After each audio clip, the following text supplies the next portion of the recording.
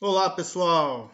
Sejam bem-vindos novamente a mais uma aula do nosso curso de termodinâmica. Hoje estaremos dando continuidade à aula passada. Na aula passada, nós definimos o fluxo molecular de um gás dentro de um volume V qualquer, dentro de um recipiente. Para quem não viu ainda, eu vou deixar o link aqui, tá? Então dê uma olhada lá, que nós vamos utilizar uma definição da aula passada para podermos chegar na nossa equação de estado de hoje, ok? Então, a aula de hoje nós vamos derivar, nós vamos chegar na equação de estado de um gás ideal a partir do fluxo molecular, ok? Então, vamos começar na aula de hoje. Então, só vamos deixar aqui anotado que hoje nós vamos ver a equação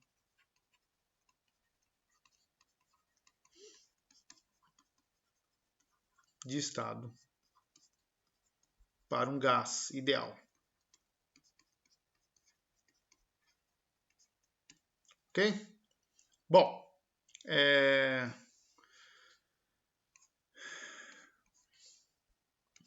então para começar, vamos direto ao ponto. A nossa equação de estado de um gás ideal, a gente consegue obter, como eu disse na nossa primeira aula, quando eu comecei a falar sobre o modelo cinético, nós vamos obter ela através da mecânica newtoniana. Ok? Então, vamos aplicar os conceitos da mecânica newtoniana, mais especificamente os conceitos de conservação de momento e o conceito de forças impulsivas nas nossas moléculas, e a partir daí nós conseguimos esboçar o nosso modelo, ok? Se eu estou falando então que nós vamos utilizar os conceitos da quantidade de movimento em uma molécula, e eu disse também nas aulas passadas que as nossas moléculas, as únicas ações que elas sofrem uma das outras são as ações durante uma colisão, ou seja, uma molécula não faz força na outra, ao menos que uma molécula colida com a outra. Então, o conceito da conservação de momento vai vir durante a colisão, seja entre as moléculas ou entre as paredes do recipiente. Como nós queremos chegar na equação de estado, e a nossa equação de estado do gás ideal, ela prevê como a minha pressão varia com o volume e temperatura, ou como o meu volume varia com pressão e temperatura e vice-versa, ok?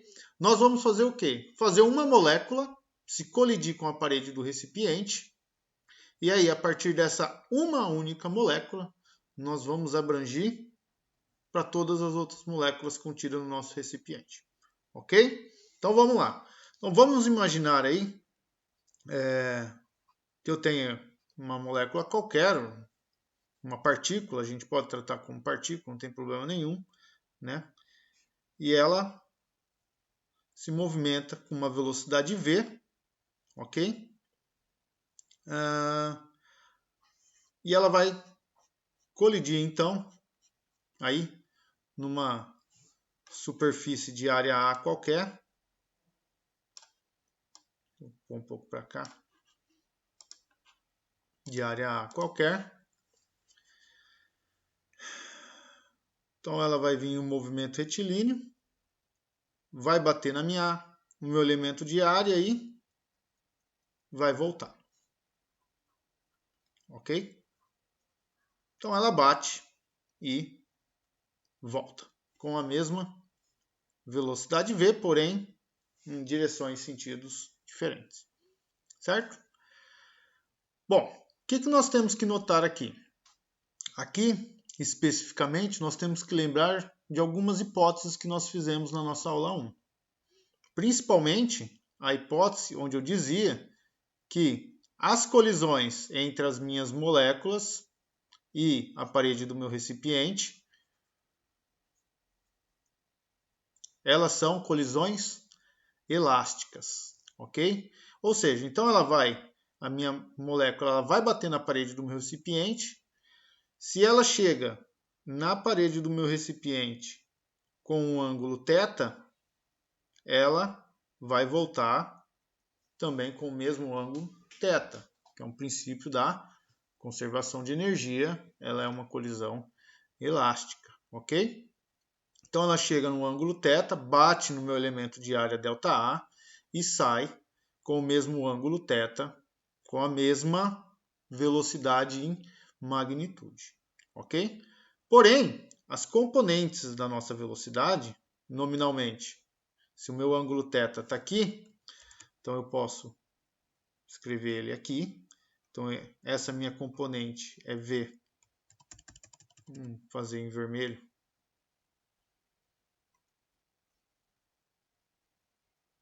Então essa minha componente é V cosseno de θ, e eu ainda tenho uma componente ao longo do meu eixo x, que seria V seno de θ. A minha componente ao longo do eixo x, ela não vai se modificar, né? Então tem aqui V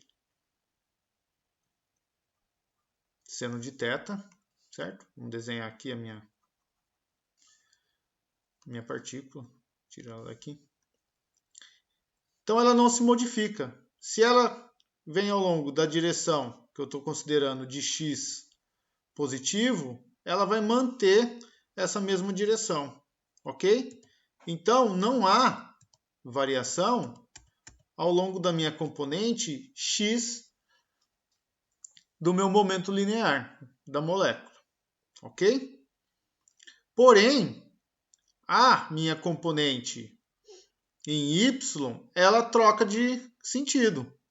Olha só. Então ela vem num sentido. Vamos adotar então aqui, ó, um sentido de referência nosso para os nossos cálculos.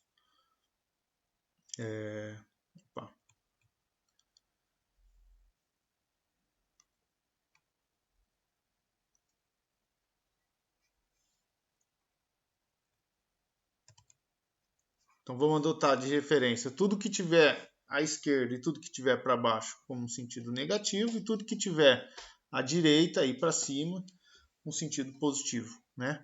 Então ela vem com uma velocidade menos v cosseno de θ, e quando ela volta, ela bate na parede e volta com uma velocidade mais v cosseno de θ, ok?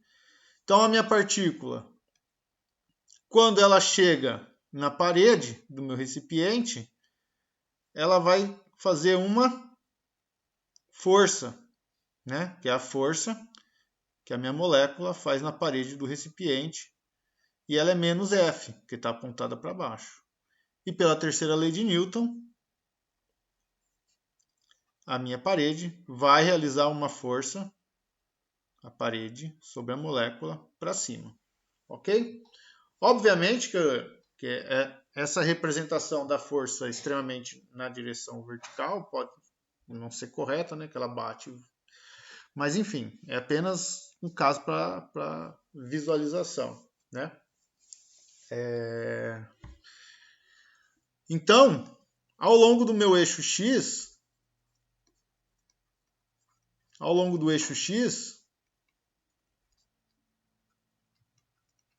não há alteração na quantidade de movimento.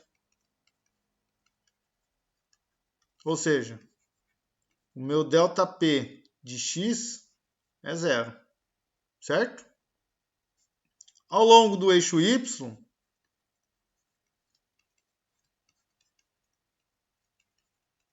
ocorre variação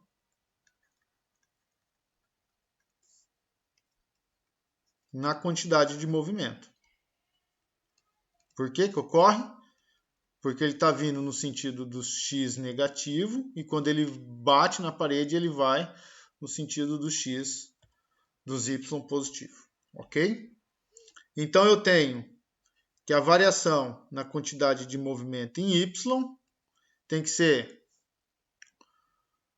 a quantidade de variação final, que é mv cosseno de θ, esse cara aqui, ok? Então é mv cosseno de θ, menos a variação na minha quantidade de movimento inicial, que é menos mv cosseno de θ. Ok? Que é menos mv cosseno de θ. Faltou o sinal de menos, né? Bom, eu estou supondo aqui também, pessoal, que vocês tenham um conhecimento prévio da mecânica newtoniana e todo mundo sabe que a quantidade de movimento é dado pelo produto da massa vezes a velocidade, ok? Então, a variação na quantidade de movimento tem que ser 2mv cosseno de θ ao longo do meu eixo y. Bom, mas olha só.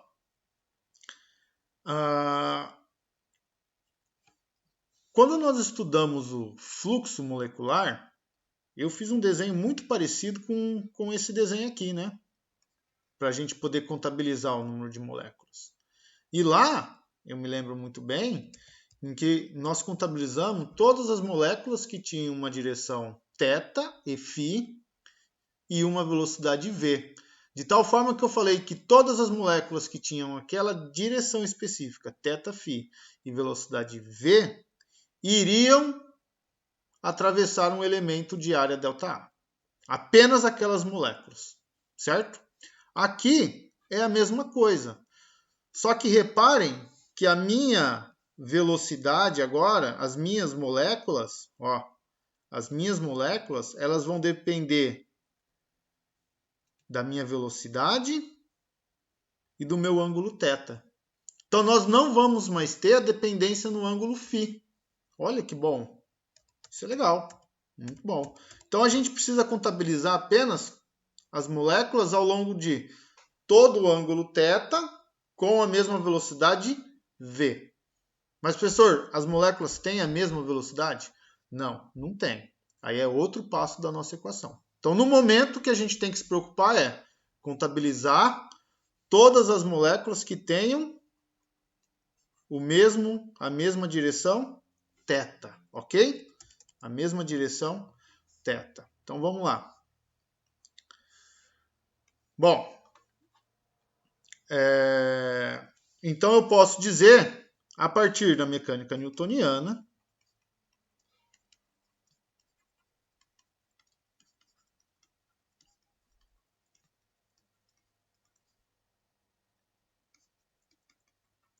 temos que o meu impulso total, J, tem que ser igual à variação da quantidade de movimento, ok? O meu impulso, ele é a minha força, que nós chamamos de força impulsiva, que são as forças existentes em um processo de colisão, vezes o meu tempo de colisão, ΔT, que tem que ser igual à variação da minha quantidade de movimento, ok? Que é justamente esse cara aqui, certo? Então vamos lá, então vamos tirar o módulo disso, ok? Então F vezes ΔT é igual ao módulo da minha variação da quantidade de movimento, ok? Mas quem é essa força que está agindo? É a minha força PM, que age na minha molécula. Ok? Certo?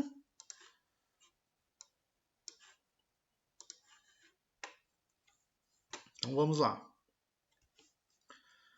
Então eu vou escrever que o módulo da minha força, PM, vezes ΔT, é igual a 2mv cosseno de θ.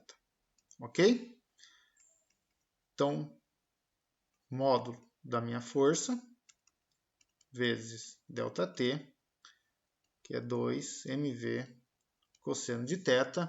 E olha só, pessoal, agora aqui, vamos fazer um truquezinho que já vai aparecer o nosso conceito de pressão. Eu vou dividir esse termo pelo meu elemento de área e vou dividir esse meu termo pelo mesmo elemento de área, ok? Com isso, eu tenho que força por unidade de área é o quê? É a pressão média. É o que nós chamamos de pressão média, força por unidade de área. Certo? Então, eu vou ficar que a minha pressão, agora, ó, delta Pzão, vamos chamar de um delta Pzão, tem que ser igual a 2mv cosseno de θ dividido por ΔA vezes ΔT. Ok? Tinha um ΔT aqui desse lado, que eu já passei dividindo. Ok? Vamos olhar com atenção aqui essa minha equação. Essa minha pressão, que eu estou chamando, ela vai depender de quem? Quem vai ocasionar essa pressão naquele meu elemento de área ΔA? Quem que vai fazer essa pressão aqui? Quem vai realizar essa pressão são todas as moléculas com uma velocidade v ao longo de uma direção θ. Não se esqueçam disso, ok? Então, eu posso falar que a variação da minha pressão aqui, esse meu ΔP, é para as moléculas ao longo da direção θ com uma magnitude v de velocidade, ok? Certo? Tenham isso em mente. Tenham isso em mente. Porque daqui a pouco a gente vai fazer uma integral para pegar todas as direções, todos os ângulos. Certo? E mais, essa daqui é a pressão média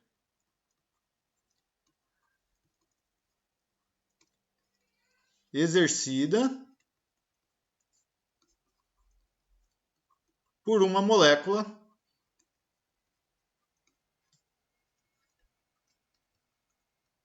com direção θ e velocidade v.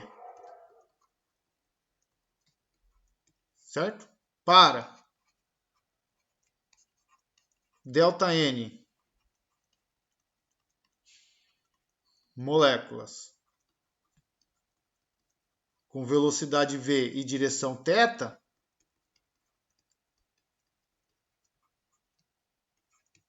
nós teremos então nosso pressão total, vamos chamar assim, de θV, que tem que ser 2mv cosseno de θ dividido por ΔA, dividido por ΔT, vezes a minha quantidade total de moléculas.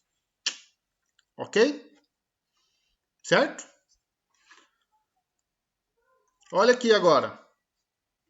Relembrando.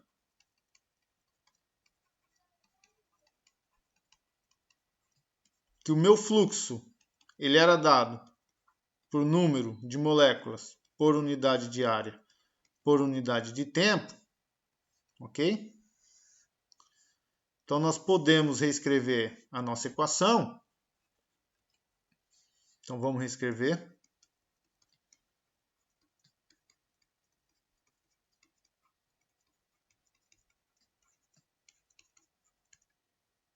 Essa é a minha equação aqui, né?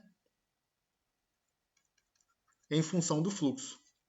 Ah, por isso que nós vimos o fluxo antes. Exatamente, para facilitar os nossos cálculos. Certo? Então, a minha variação total na pressão, devido a todas as moléculas com direção θ e velocidade v, ela é dada por 2mv cosseno de θ vezes, vamos chamar aí do meu delta fluxo, θv. Certo? Então tá aqui. O mais difícil, que foi bolar a equação, a gente já fez. Agora é só substituir valores. Esse cara aqui, ó, nós já calculamos. Calculamos na aula passada, esse cara. A gente já calculou e a gente já sabe quanto ele vale. Quer ver só? Vamos pegar lá atrás, no nosso PDF. Olha aqui. Vamos ver.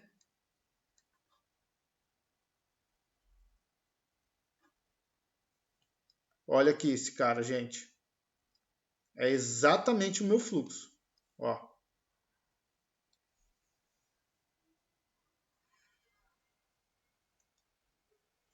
Ele é exatamente o meu fluxo. Então vamos copiar aqui. Só para...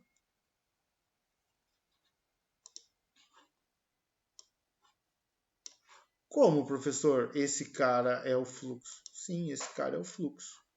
Só que quem que é esse fluxo? Esse fluxo aqui é o que considera todas as moléculas com direção θ e direção φ, com uma velocidade v. Só que a minha direção φ, para a nossa equação acima, ele já tem que ser computado. Não tem mais a dependência. E quando a gente computa esse cara aqui, o que a gente está fazendo é uma integral desse lado de 0 a 2π. Então, a minha equação ela ficaria a minha densidade de moléculas, né, por unidade de volume, V, seno de θ, cosseno de θ, delta θ, vezes 2π, dividido por 4π. Isso daqui me dá o fluxo de todas as moléculas com direção θ e velocidade v. Ok? Então vamos substituir. Então vamos pegar e substituir o meu fluxo na minha pressão. Ok? Então vamos substituir o meu fluxo na minha pressão. Tá?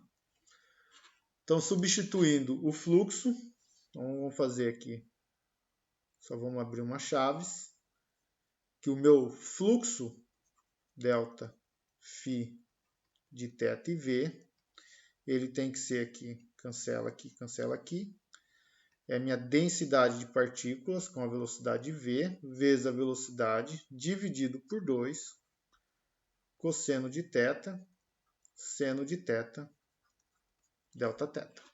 Ok? Olha, demônio que vai dar essa conta. Mas tudo bem. Todo mundo passou em cálculo diferencial integral. Teve gente que fez até mais de uma vez. Então, substituindo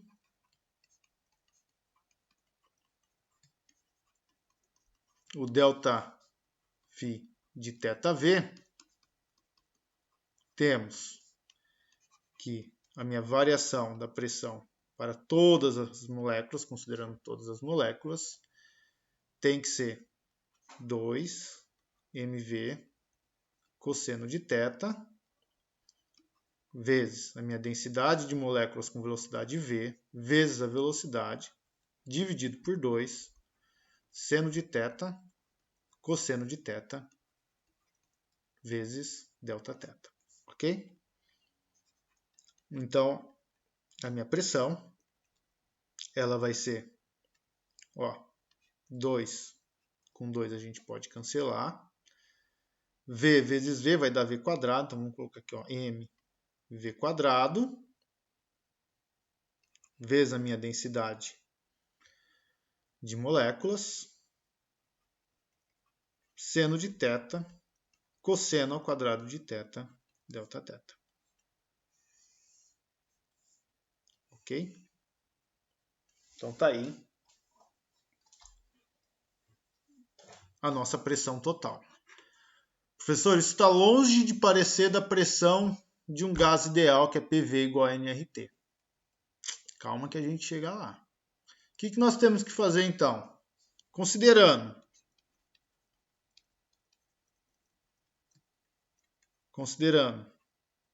todas as direções ao longo de θ,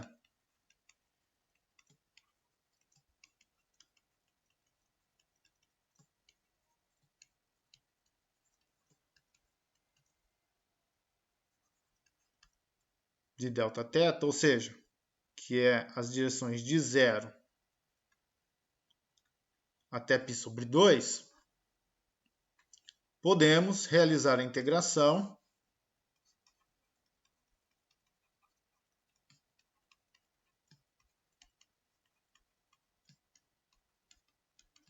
a integração da equação acima, né? Dessa minha equação aqui, ok? Então, posso da equação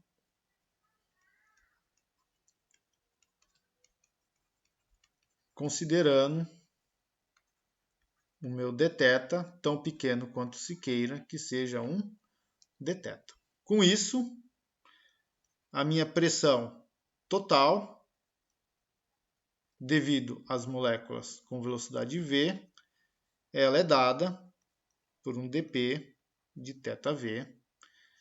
Então, eu posso escrever que a minha pressão, devido às moléculas com a velocidade v, tem que ser igual a m v quadrado, integral de 0 até π sobre 2, da minha densidade de moléculas, seno de θ, cosseno ao quadrado de θ, dθ.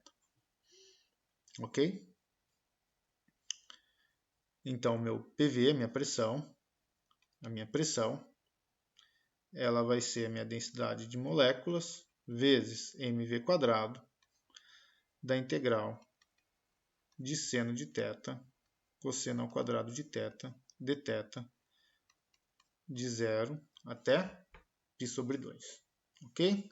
Pessoal, para integrar isso daí, para eu não ficar escrevendo toda hora a mesma coisa, eu vou chamar isso aqui de B, tá? Então eu vou colocar só B na frente e depois lá na frente eu volto. Então B, integral de 0 até π sobre 2. A forma mais fácil de integrar, eu não sei se existe outras, tá? Mas é como eu faço, é substituindo o cosseno ao quadrado de θ.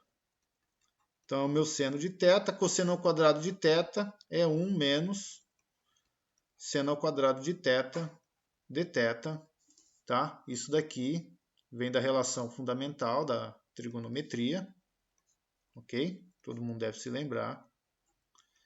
Seno ao quadrado de θ mais cosseno ao quadrado de θ é igual a 1, ok? Então, substituir aí. E aí a minha integral vai ficar como sendo B, integral de seno de θ, menos a integral de seno ao cubo de θ, de 0 até π sobre 2. Ok? Então, vamos separar aí, vamos fazer devagarzinho. B, integral de seno de θ dθ, de 0 a π sobre 2, menos B, integral de 0 a π sobre 2, de seno ao cubo de θ dθ. Ok? Então, isso vai ser igual a B. A integral de seno de θ é menos cosseno de θ, de 0 a π sobre 2, menos B, integral de seno ao cubo de θ dθ. Ok?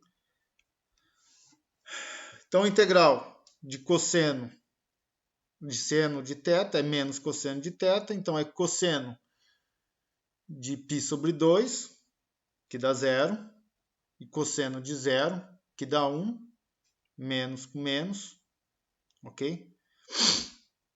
Então, isso é B, né? Menos cosseno de π sobre 2, menos cosseno de 0, ok? Menos B integral de 0 a π sobre 2, seno ao cubo de θ dθ. Então, vou ficar com B menos B integral de 0 a π sobre 2, seno ao cubo de θ dθ. Ok? Bom, aí não tem jeito. A gente tem que resolver essa integral de seno ao cubo de θ. Tá? Como que nós resolvemos? Resolve pelo método de integração por partes. Tá? Então vamos lá, já falei.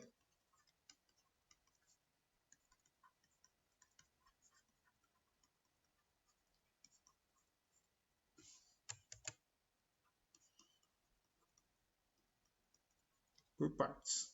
Que é o quê? Se eu tenho uma integral de u dv, ela vai ser igual a u v menos a integral de v du. Tá? Então nós temos que identificar quem é u, quem é dv, na meu seno ao cubo e fazer a integral. Tá? Então vamos escrever aqui a minha integral de novo, de 0 até π sobre 2, desta forma aqui, ó, seno ao quadrado de θ vezes meu seno de θ dθ. Tá? De tal forma que eu tenho agora aí que o meu dv, ele é seno de θ dθ. Então, se eu fizer essa integração, eu tenho que v é menos cosseno de θ, ok? E tenho que o meu u é seno ao quadrado de θ. Então, o meu du é 2 seno de θ cosseno de θ. Ok?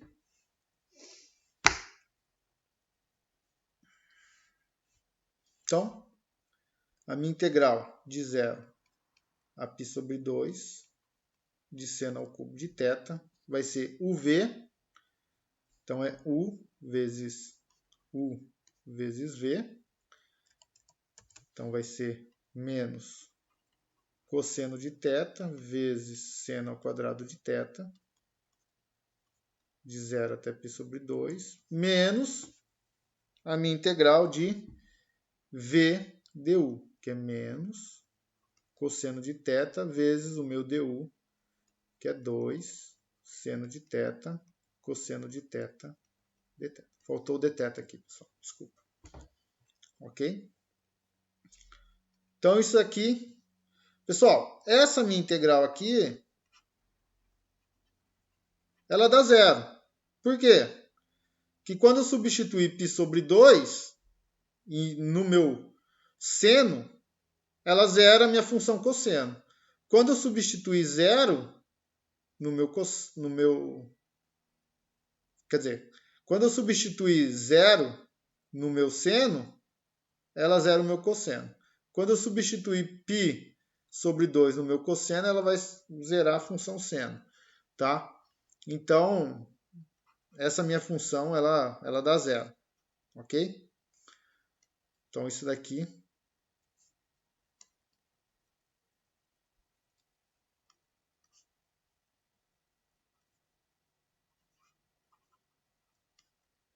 é zero, certo?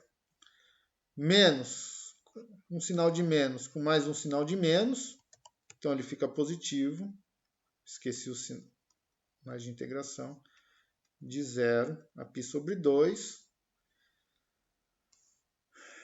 Tem um 2, vamos jogar o 2 para fora. Então vai ficar mais 2 vezes seno de θ cosseno ao quadrado de θ dθ.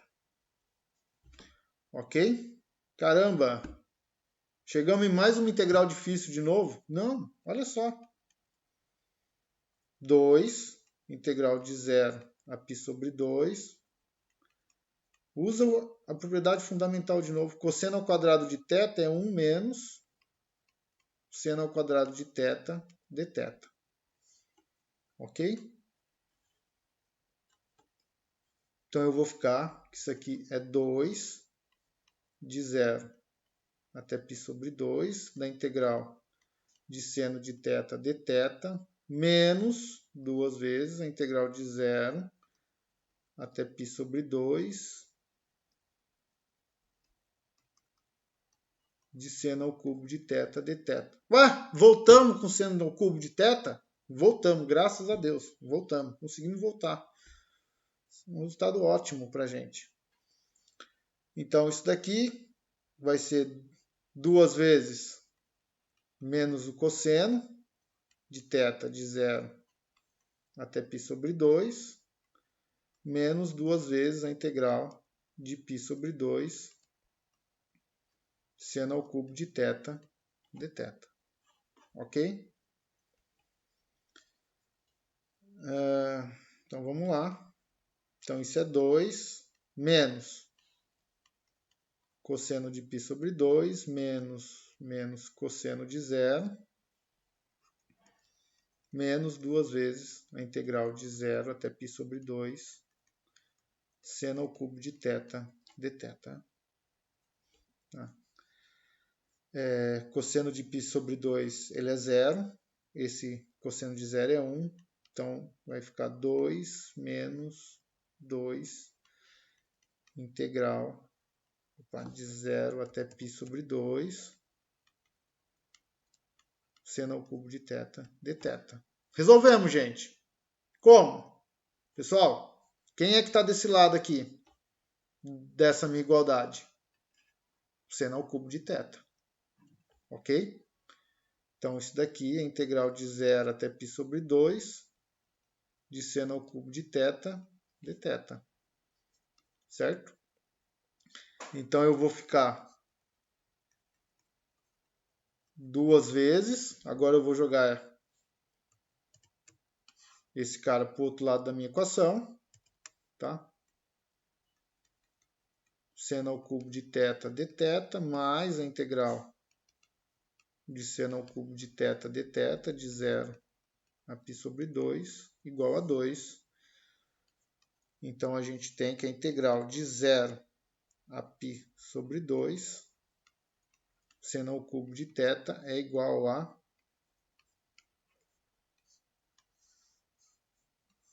2/3. Resolvemos. Ok? Então, vamos lá. Vamos jogar, então, na nossa equação. Tá? Portanto, a minha pressão das moléculas com velocidade v ela é igual a B menos 2/3 de B.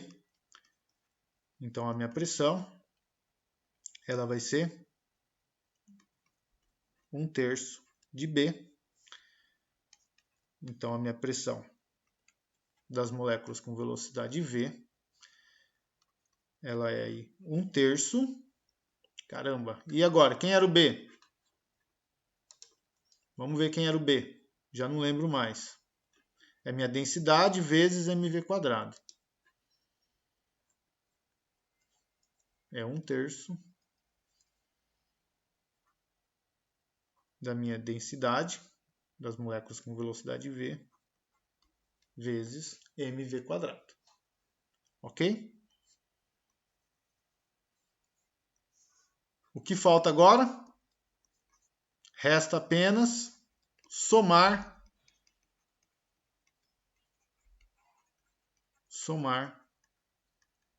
sobre todas as possíveis velocidades.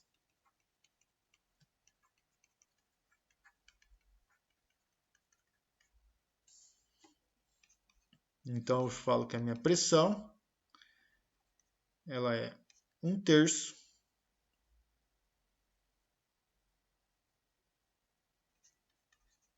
da somatória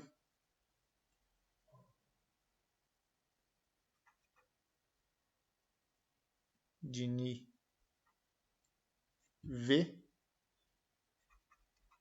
vezes mv². Ok? Então, vamos deixar a massa para fora e colocar minha densidade, a soma sobre todas as moléculas com uma velocidade v². Então, estamos somando sobre todas as moléculas. Ok? Bom,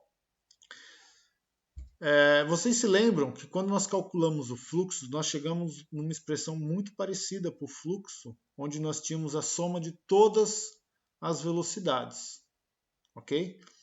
Então, esse meu termo aqui, ele está levando em conta todas as possíveis velocidades de um conjunto de moléculas por unidade de volume, ok? Então está somando todas as contribuições. A gente pode representar essas contribuições pelo valor médio, da mesma forma que nós fizemos lá. Só que agora, nesse caso, é o valor quadrado médio.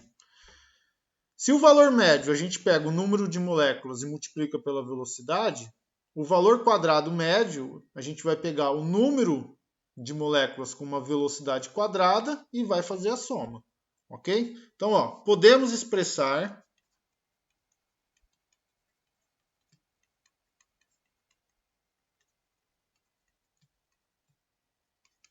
a equação acima através da velocidade quadrática média.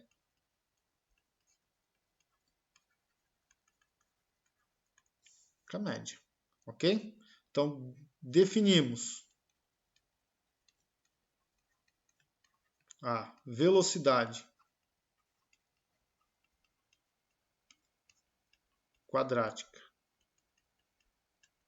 média por. Então, vamos lá. Velocidade quadrática média, ela tem que ser delta N1 vezes uma velocidade quadrática N1 mais delta N2, velocidade quadrática V2, mais e assim por diante. Dividido por delta N1 mais delta N2, mais, até todas as nossas moléculas. Então, a velocidade quadrática média, ela vai ser a soma de 1 sobre N, que é o número total de moléculas, quando eu somo todos esses meus delta N's aqui, então me dá o número total de moléculas, vezes a soma das velocidades ao quadrado, vezes os delta Ni. Então, eu estou somando todo mundo, certo? E aí, nós podemos dividir toda essa equação pelo volume, que nós chegamos na densidade de moléculas. Então, minha velocidade quadrática média é 1 sobre N vezes a soma de V quadrado delta N. E se eu pego e divido por V e divido por V, eu não estou alterando minha equação. E aí eu fico, então, que minha velocidade quadrática média é 1 sobre a minha densidade de moléculas vezes a minha soma de V quadrado vezes o meu delta Ni. Ok? Então, podemos escrever que a minha densidade de moléculas vezes a velocidade quadrática média é igual a soma de V quadrado vezes o meu delta Ni de V. Ok? E a nossa equação e a expressão da pressão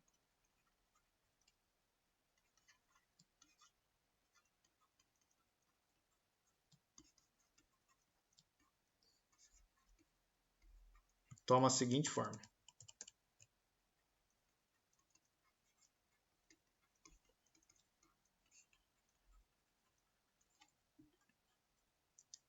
Então, eu vou ficar lá que a minha pressão total, ela é 1/3 de M, que eu tinha escrito, e agora eu substituo por densidade de moléculas vezes a velocidade quadrática média.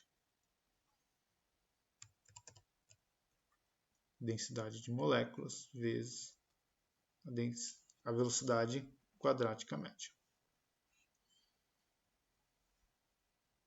Então, está aqui a nossa expressão para a pressão. Essa expressão é justamente, a gente vai trabalhar agora nela aí, a equação de estado do nosso gás, ok? Substituindo, olha só, Ni como sendo o número total de moléculas por unidade de volume, nós vamos ficar aqui P é igual a 1/3 de N sobre V vezes a minha velocidade quadrática média. Então, eu vou ter que PV é igual a 1/3 de M V quadrado vezes N. Muito importante agora essa equação. Pessoal, lembra ou não lembra a nossa equação PV igual a nRT? Óbvio que lembra. Olha lá. A gente só tem que procurar entender o que é esse meu termo do lado direito. E esse meu termo do lado direito, ele é um termo que leva a massa da molécula e velocidade ao quadrado da molécula. Ok? Então, você imagina que se nós aumentarmos essa pressão aqui, se eu aumentar a minha pressão no meu sistema, o que pode aumentar desse lado? Esse cara, concorda comigo? Massa não pode ser muito menos o número de moléculas, porque a gente está no recipiente fechado. Ou seja, se eu aumento a pressão, a gente sabe que a minha temperatura aumenta. E como que a minha temperatura aumenta? Minha temperatura aumenta porque aumenta a velocidade quadrática média das moléculas. E o que é a velocidade quadrática média das moléculas em termos de energia? Exatamente. É a minha energia cinética. Olha só. Podemos definir, vamos escrever assim, né? Podemos definir a energia cinética média para uma molécula, ok? Como sendo, vamos falar aí, a minha energia cinética média é meio de m v quadrado, ok? É meio de mv quadrado. Então, ó, eu posso falar que m vezes a velocidade quadrática média é 2 vezes a minha energia cinética média, tá? E portanto, PV é 2/3 vezes N, que eu tenho um N aqui na minha equação, tem um N aqui, não pode esquecer, que é o número de moléculas, vezes N da minha energia cinética média. Olha que interessante.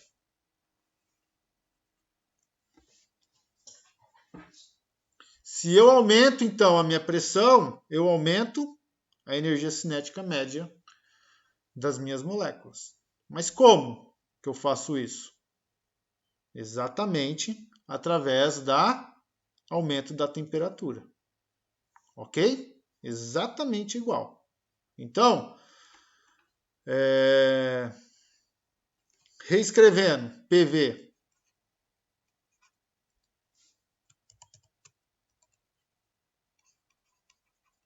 como PV é igual a nRT e PV é igual a 2/3 de N da energia cinética média da minha molécula, né? Se eu juntar essas minhas duas equações, o que eu vou ter?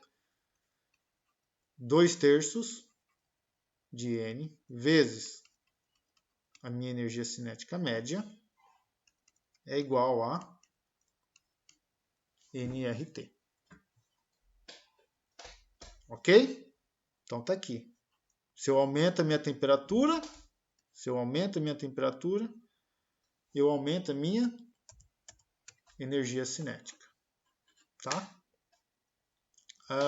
Mas vamos trabalhar um pouco mais essa minha equação. Então, 2/3 de N vezes a minha energia cinética média, ela é igual ao meu número de mols, né? Que é o número de moléculas, meu número de Avogadro, vezes R, vezes T. Lembrando que R é a minha constante universal dos gases. Então, eu tenho número de moléculas dos dois lados da minha equação. Ok? Então, eu vou ter que a minha energia cinética média é 3/2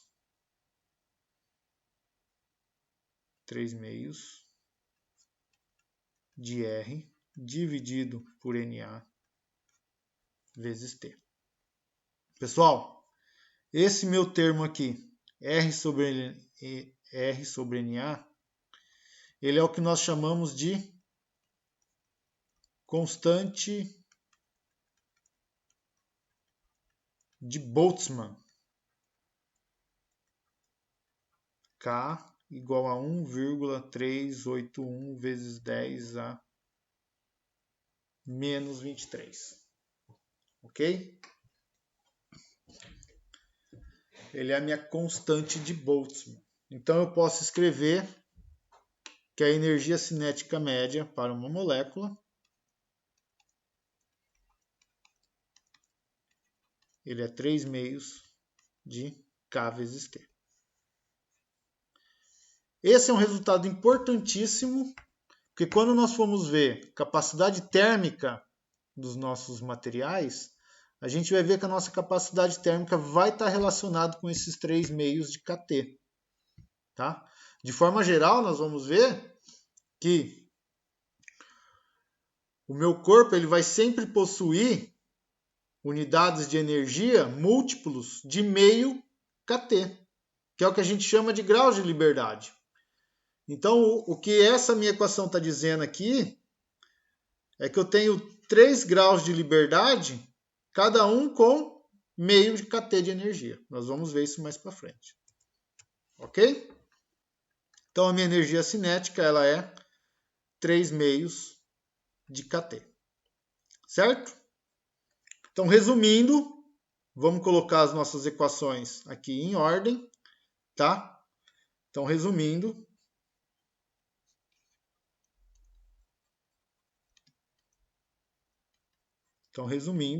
nós tínhamos PV igual a nRT.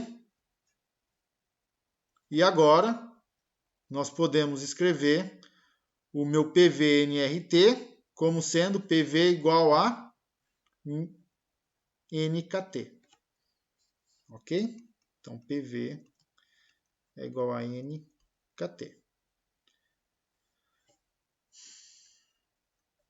A diferença é que aqui eu estou contabilizando por molécula. Então, por isso que está o número N.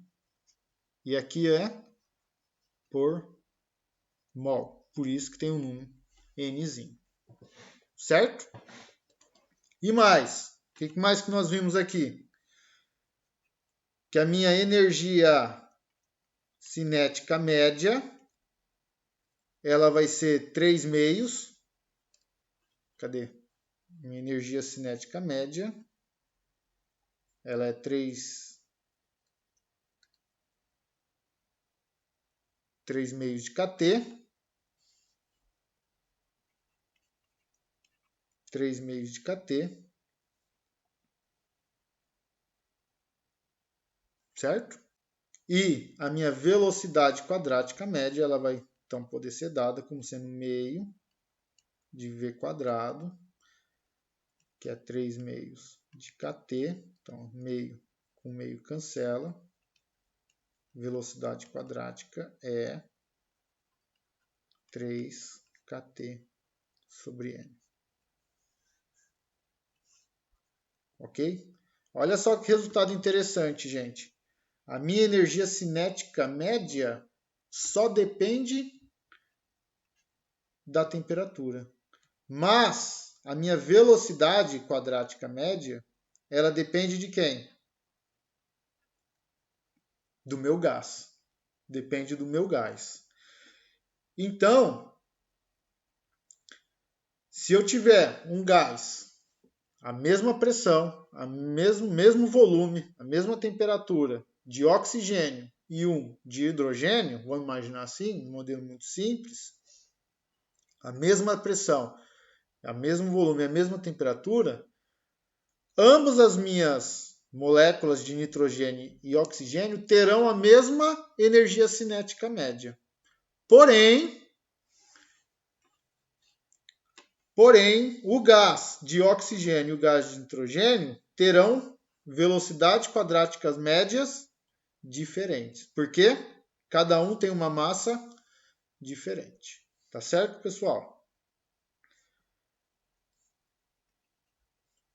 Então é isso, pessoal. Não vou mais me alongar muito. Eu vou fazer um vídeo novo agora, só para falar de algumas implicações da minha equação de velocidade quadrática média, porque vai ser tema de uma aula nossa, que nós vamos falar sobre a distribuição de velocidades moleculares. Tá? E em breve eu dou um retorno aí. Pessoal, se tiverem dúvida, quiserem o PDF da aula, deixa os comentários aí com o e-mail, dá um like e até a próxima. Tchau, tchau.